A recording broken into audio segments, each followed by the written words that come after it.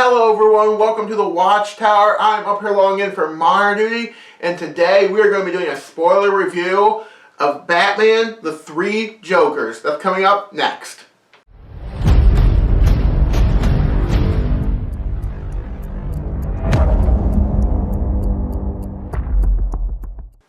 Hello everyone, like I was saying before, today we are doing a spoiler review of Batman, Three Jokers. It is written by Jeff Johns, and it's illustrated by Jason Fabok. So this was a very good story. I really like this. You know, there's first spoiler right there.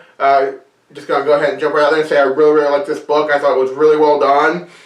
As always, guys, we're gonna do my pros, my cons, but because this is a spoiler review, I want to do something a little bit different. I'm going to talk about the ending of the book in quite a bit of detail because there's a lot to unpack, a lot of details, a lot of information is revealed at the end of the book, so I wanted to take some time and talk about that and everything and kind of give my thoughts on that whole thing.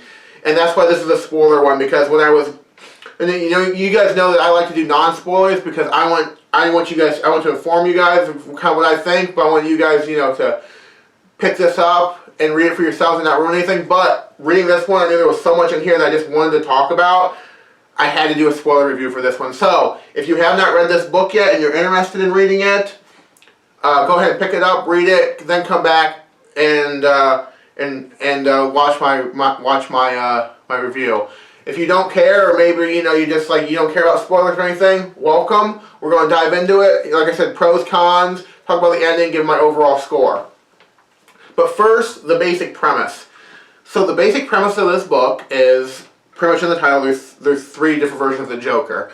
Batman finds out that the man that he's been fighting his entire career is not one man, but three. There's three different versions of the Joker. So he teams up with Batgirl and the second Robin, Jason Todd, aka the Red Hood, to try to track down these three different Jokers. And this is very much a story about trauma, because all three of these characters have some sort of shared trauma with the Joker. They've been impacted personally by the Joker. Barbara and Jason Todd, more so than any other member of the Bat family, have been specifically targeted by the Joker. So this is all about the three of them trying to unravel the mystery of these three Jokers. Alright, so that's the basic premise. Let's go over my pros. My first pro is the art. What can I say about this art? Jason Fabok is killing it. He's definitely my favorite illustrator right now, comic book artist. He's at just the top of his game. He's definitely the best one, in my opinion, working right now. Very much that Jim Lee style of artwork. Big superheroes, a ton of detail, just his action looks so good. Everybody, you know, so much detail, just you know, big superhero, you know, Batman's big and scary, you know, that's that Jim Lee style of characters, making the heroes big, you know, making Scarecrow thin and you know, spindly and creepy. That's that Jim Lee style of artwork, and he's just killing it right now. I love everything that Jason Fabok's doing, and it feels like he's been like out of comics for a while. Not really, but it feels like it because he's been working on this book. So I just hope that he's back into doing like more like monthly stuff and everything, because I feel like he's been gone for a while. You know, not really, but because he's been working on this thing, you know, not having something come out monthly, I miss that. So love his artwork. So just the art, absolutely outstanding. My next pro is the characterization in this book. I have not been a huge fan of some of Jeff Johns' writing of the Batman stuff. A lot of his other stuff, I feel like he puts Batman in it too, because everybody everybody writes Batman like he's the best, but sometimes I feel like Jeff Johns put Batman and stuff to put one over on him. His Green Lantern stuff I felt was very much putting one over on Batman. Some of his other stuff, Infinite Crisis, some of that stuff I feel like is putting one over on Batman because he wants to bring Batman down a peg. With the exception of his Earth 1 series, which I really, really like, and I think he does a really good job of writing Batman in that, but that's a younger, more inexperienced Batman. So I like that. But him writing Batman here, this is a Batman who, he's at the top of his game. He's been Batman for a while, and he writes him like a Batman who's been around for a while. I liked his characterization of Batman. I liked how he gave each one of the three Jokers their own little distinct personality, because the three versions are referred to as the criminal, the clown, and the comedian. And he very much imbues each one of these with their own sort of, characteristics. The criminal, he doesn't really laugh a whole lot. He's a criminal. He's a mastermind. He's thinking of stuff. The comedian, I'm not sure. That's the middle one is the criminal. I'm not sure which one the comedian is. The clown. The comedian is trying to tell bad jokes and stuff. He's a comedian, and the clown is just, he thinks that violence is funny. He's just out there to be a clown, killing people. He thinks it's funny. It's hilarious. Putting misery on people is hilarious. It's his version of being a clown. So putting each one of these their own little characteristics of the Joker, but still remain true to that whole, what is the Joker, and everything. Really like that. He did a good job of writing Batgirl, her trauma, everything that goes on with her. Her character was really good. The star of this book, though, in my opinion, is Jason Todd. I think he crushes Jason Todd. I think Jason Todd is a character that I like Jason Todd, but he's very much down my list of Batman family characters I like. This definitely pushed him up some. I'll have to think about where I would rank him now, but he's definitely pushed him up some. The thing about, I feel like, Jason Todd is that, especially in monthly books, there's not a whole lot of time to really, it's all about the heroics and being super. You really don't look at the human side of it. And this book really takes the time to look at the human side of Jason Todd and how what happened to him, getting beaten to death by a crowbar and blown up, if you come back from that would leave you very traumatized. And this is an individual who's very traumatized. I mean, he's traumatized. He literally took the Red Hood moniker as his thing. That was the Joker's first, alias, the Red Hood, and he took that as his own thing. It shows how deep Joker got into his psyche. He's saying that he was, perverting it or using it for his own thing, but he's still killing people at the end of the day. So, just like the Joker did.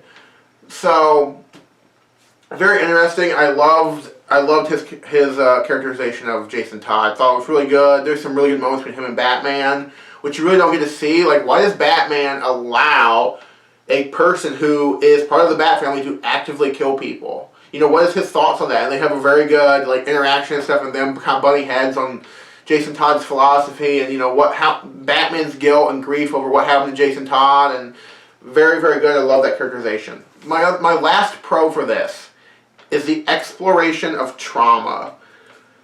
Like I was saying a little bit before, I think, superhero books and stuff, they tend to look at the super, less of the hero, which is fine, because for the most part these where they start out, were geared for kids. They're a little bit now skewed a little bit older and stuff, but it's very much when you want to see that big, splashy action adventure. You want to see the good guys find the bad guys. You want to see them win. You don't really want to deal with like trauma and stuff or PTSD, which is, if you're doing what characters like this, heroic characters doing, you're gonna suffer from these things because you've seen horrific stuff, and it takes a toll on the mind.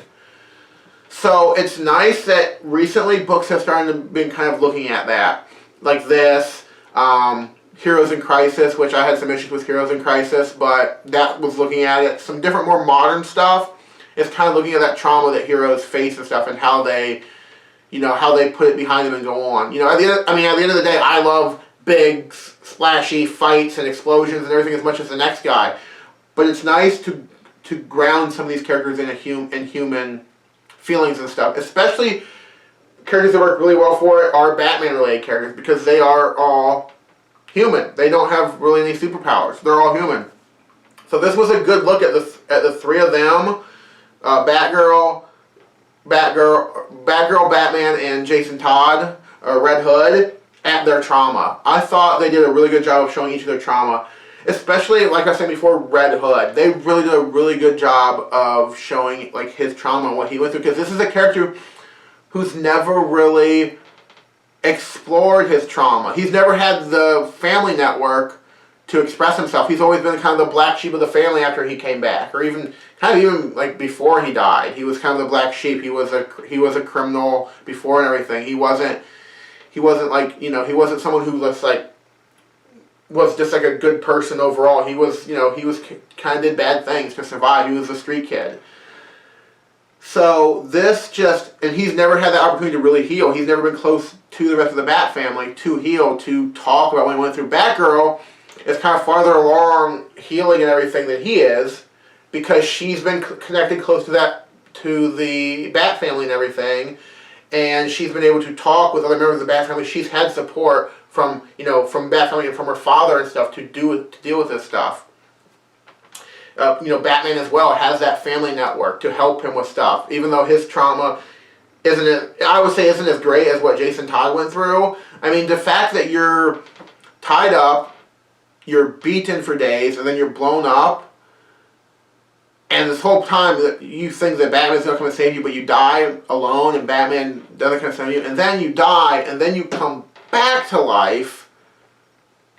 So you have all that trauma of what happened to you coming back to life, and then you find out that, the Joker's still alive, that Batman didn't kill the Joker, that nobody killed the Joker. How does that make you feel? That, you died, but the Joker keep killing people and hurting people? And you never talk about it. You just, build all this anger, and this is a very angry character. This is a character who lashes out with his fists and stuff and hurts people. So I really, really like that they're showing more and more of his trauma and exploring some of that, and kind of him butting heads with Batman and stuff, and kind of them coming to closer understanding. Some of it is it's not like there's a corner turned or whatever with Jason Todd, because a lot of it is just so baked into who he is. But there's a little bit more understanding and stuff between him and Batgirl and Batman and stuff by the end of the story that I hope there's some stuff that happens in this with him that I hope gets to be explored farther on. I mean, it's pretty much expressed that he likes Barbara. He's very much in love with Barbara, and he leaves her a note on her door, which kind of something happens with that note and everything that she doesn't get it, which has really made me feel sad for the Jason Todd character, because here's this character who's been through all this stuff and he's trying to find a human connection, and he leaves her a note and she doesn't get it, and now he's going to think that she saw it and ignoring it and doesn't feel the same way, so he's going to go back to being, by himself. So I actually would have liked to be some of that healing and stuff, and him look a little bit in a better place. So those are my pros. My cons. So I don't really have any cons. Not so much. I have one nitpick, and then I had a con, but when I reread the story, it's not a con for me anymore.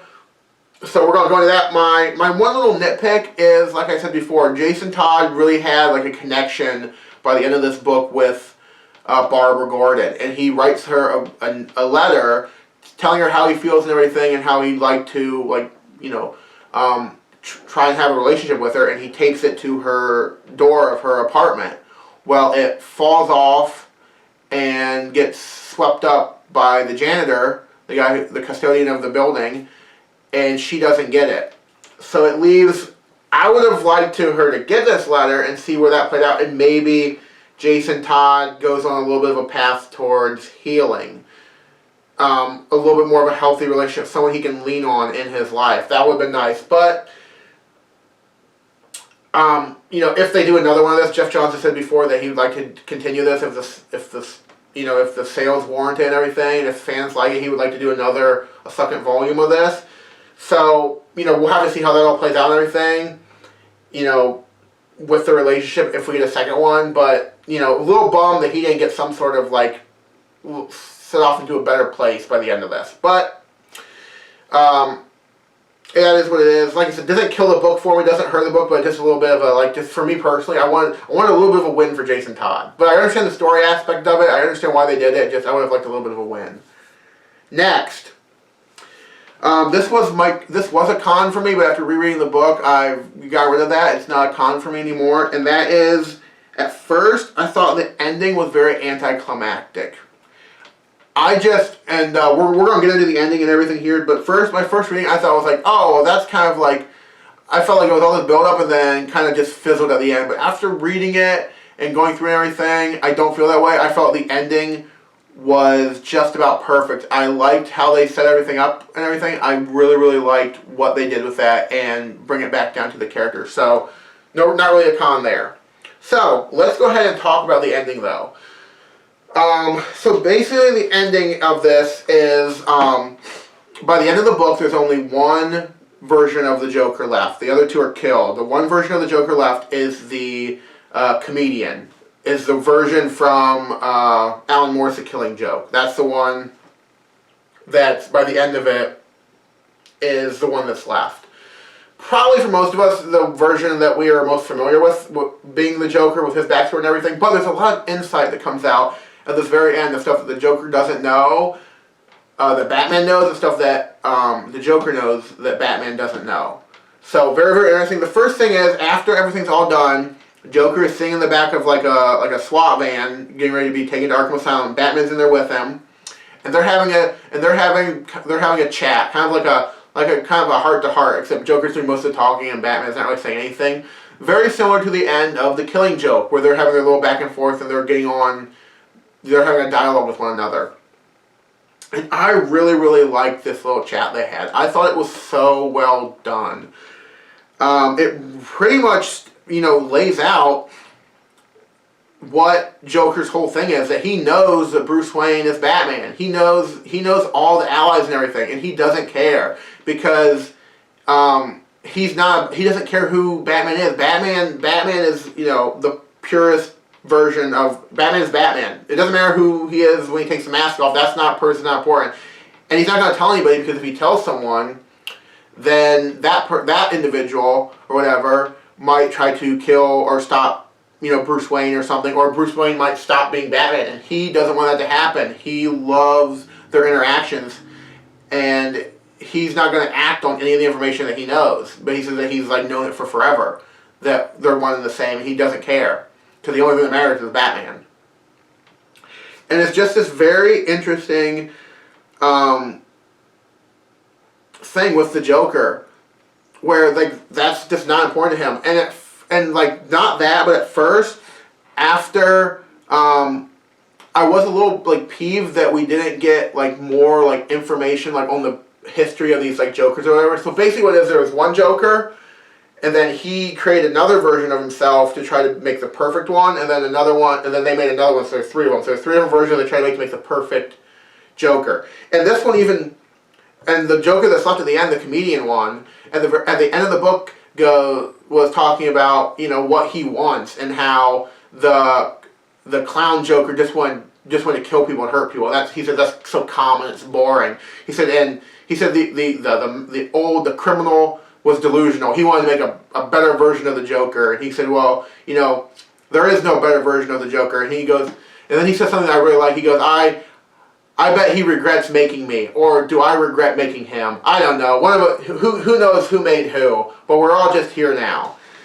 And I really like that, because it goes back into Joker's not even sure of his origin. He's not sure, he's an unreliable narrator. I love that he doesn't know, or at least he's not saying who made who, which one came first, because it doesn't matter, because it's just the Joker. They're gone now, he's here, he's the real Joker, he's the one that's going to keep going. It doesn't matter about the other ones. So I really like their little chat, a lot of details, and his whole thing, so at the very end of it, they decided they're going to set up and create another Joker, one that can really get at Batman. So he convinces the other ones to kidnap Joe Chill. I don't know if it's implied that all three of them know that Batman is Bruce Wayne, but he does. But he says, hey, this one, if we kidnap Joe Chill, make him a Joker, it'll crush Batman. It'll just annihilate him. But the whole thing was, he wanted Batman to stop them to forgive Joe Chill. because he found out how remorseful Joe Chill was about what happened with the Waynes and everything, and how he didn't want to do that, and how he felt so bad in prison. So he wanted Batman to meet face to face with Joe Chill to see, in his words, how pathetic Joe Chill was and miserable, a sad sack of a man, and feel sorry for him and heal. He wanted Batman to heal from that so that he could be the greatest pain in Batman's life. So that what the next thing that he does is worse. It'll be the worst thing that ever happened to Batman. Worse than his parents dying. Because he's forgiven Joe Chill and he understands where Joe Chill comes from. And that was like, that's so Joker. That is everything the Joker wants to be. He wants to be the center of Batman's life. He wants to be the most important thing in Batman's life. And that was, I love that whole little, I thought it was so brilliant. And then the other big thing from the ending is that the Jack character, Joker, who he was from Alan Moore's The Killing Joke, the comedian and everything, the failed comedian who had, loving wife, and she was pregnant and all this kind of stuff, and how you find out that, that she dies, water heater explosion, I think it was, or baby something, there was some sort of explosion, she accidentally dies, he's devastated, he goes on to join that gang, to rob these chemicals, we all know the story, he falls in, becomes a Joker.